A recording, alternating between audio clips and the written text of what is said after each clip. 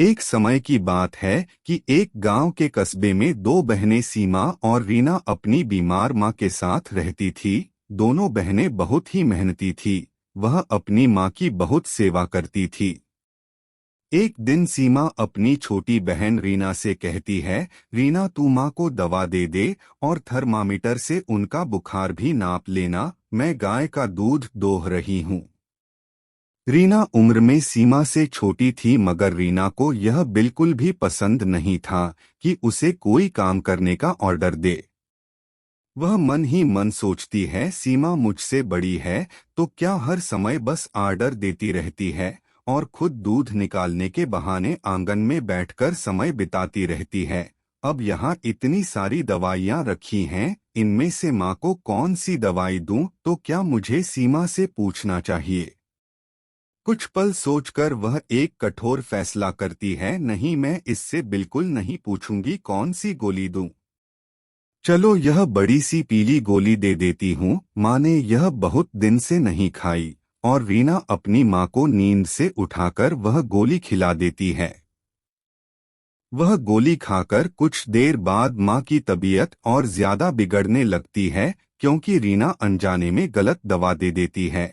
यह सब देखकर वह घबराकर सीमा को आवाज लगाती है और कहती है, सीमा माँ की तबीयत अब ज्यादा खराब हो रही है। सीमा के पूछने पर वह झिझकते हुए बताती है कि मैंने यह पीली गोली दी थी, जिसके बाद माँ की तबीयत खराब होने लगी। गोली देखकर सीमा निराशा से उससे कहती है, यह क्या किया रीना, यह तो तुमने गलत दवा दे दी। समय बीतने के साथ साथ माँ की तबीयत और ज्यादा खराब होती जाती है, जिसका एहसास होने पर उनकी माँ अपनी दोनों बेटियों को समझाते हुए कहती है, रो मत मेरी प्यारी बेटियों, शायद मेरी जिंदगी में आज का दिन ही आखिरी लिखा है, और वैसे भी इस बोझ भरी जिंदगी का खत्म हो जाना ही अच्छा है। पर उससे पहले मैं तुम्हें कुछ देना चाहती हूँ। यह कहकर उनकी माँ उनसे घर के कोने में रखा एक संदूक खोलने को कहती है और फिर उसमें से एक छोटा सुंदर सा डिब्बा निकलवाकर उनके हाथों में रख देती है। तभी उनकी सांसें उखड़ने लगती है और फिर धीरे धीरे उनका शरीर शांत होने लगता है। उनकी माँ मर चुकी थी। दोनों बहनें बहुत रोती हैं और कहती है, अब इस दुनिया में हमारा सहारा कौन है? रीना कहती है, माँ माफ कर दो, मैंने आपको गलत दवा दे दी जिससे आपकी तबीयत इतनी खराब हुई, मुझे माफ कर दो माँ। कुछ देर बाद उनका ध्यान उस सुंदर से डिब्बे की तरफ जाता है जो उनकी माँ उन्हें देकर गई थी, और फिर वह दोनों उसे खोलकर देखती हैं। उस डिब्बे से उन्हें एक पत्र और दो पोटली मिलती हैं, जिसे निकालकर वह बड़ी उत्सुकता से पढ़ती हैं। पत्र में लिखा था, मेरी प्यारी बेटियों, अब शायद मैं इस दुनिया में नहीं हूँ, और जब तक ये पत्र और पोटलियाँ तुम्हें मिलेगी तुम्हारी शादी की उम्र हो गई होगी। पत्र में आगे लिखा था, इन दोनों पोटलियों में चार चार हीरे हैं, जिन्हें लेकर तुम यात्रा पर निकल जाना। रास्ते में तुम्हें जो कोई अच्छा और समझदार युवक शादी योग्य मिले उसे इसमें से एक हीरा दे देना और कहना कि अगर वह इसके चार हीरे कर लाएगा तो ही तुम उससे शादी करोगी। यह पत्र पढ़ने के पश्चात कुछ दिनों बाद दोनों बहनें मां के कहे अनुसार शहर की यात्रा पर निकल जाती हैं, और रास्ते में सीमा को एक लड़का काफी पसंद करता है, तो सीमा एक हीरा पोटली में से निकाल कर देती है और उससे बोलती है, तुम जब इसके चार हीरे कर लो तो आना और मुझसे दिए गए पते पर आकर शादी कर लेना। कुछ आगे जाने पर एक और लड़का मिलता है और रीना से शादी के लिए आकर कहता है। वह भी अपनी बहन की तरह उस लड़के को एक हीरा देती है और कहती है, जब इस हीरे से तुम चार हीरे खरीद लो तो मुझसे आकर शादी कर लेना। इस तरह दोनों बहनें चार चार युवकों को वह हीरे दे देती हैं, और उनके हीरे जब खत्म हो जाते हैं तो अपने घर वापस आकर रहने लगती हैं।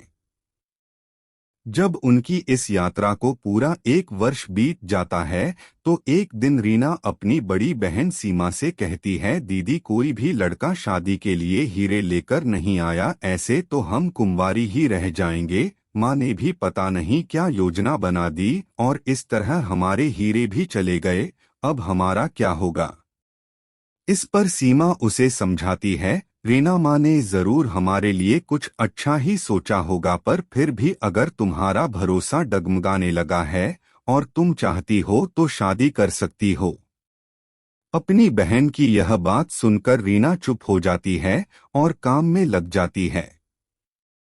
पर फिर कुछ दिन बाद उनमें से एक लड़का वापस आता है और 4 हीरे दिखाकर सीमा से शादी के लिए कहता है, क्योंकि उसने सीमा को पसंद किया था। कुछ ही दिनों में सीमा की शादी उस युवक से हो जाती है और वह बहुत ही खुश थी। अपनी बहन सीमा की शादी के बाद रीना बहुत ही घबराने लगती है कि मेरी शादी का क्या होगा, लेकिन तभी एक दिन एक लड़का और आता है जिसने रीना को पसंद किया था। अब तो रीना की खुशी का कोई ठिकाना नहीं था और अगले कुछ ही दिनों में उसकी भी शादी हो जाती है। दोनों ही बहनों के पति समझदार और बुद्धिमान थे तथा उन्हें कारोबार की भी अच्छी जानकारी थी। उन्होंने उन दोनों बहनों से कहा कि हमने तुम्हारे दिए गए हीरे से आए पैसे को समझदारी से सही जगह निवेश किया और उसी से हमें इतना मुनाफा हुआ। जब उन्हें सारी बात का पता चलता है तो दोनों ही युवक उनसे कहते हैं, अवश्य ही तुम्हारी माँ बहुत होशियार होंगी जो निवेश की असली ताकत को जानती थी, तभी उन्होंने तुमसे ऐसा करने को कहा था। यह सब जानकार और समझकर सीमा बड़ी खुश होकर अपनी छोटी बहन रीना से कहती है, देखा हमारी माँ कितनी समझदार थी और हमारा कितना भला सोचती थी। अपनी बहन की बात सुनकर रीना भी सहमति में अपना सिर हिलाती है और अपनी बहन के गले लग जाती है। आज दोनों की आंखों में खुशी और प्रेम के निश्चल आंसू झलक रहे थे।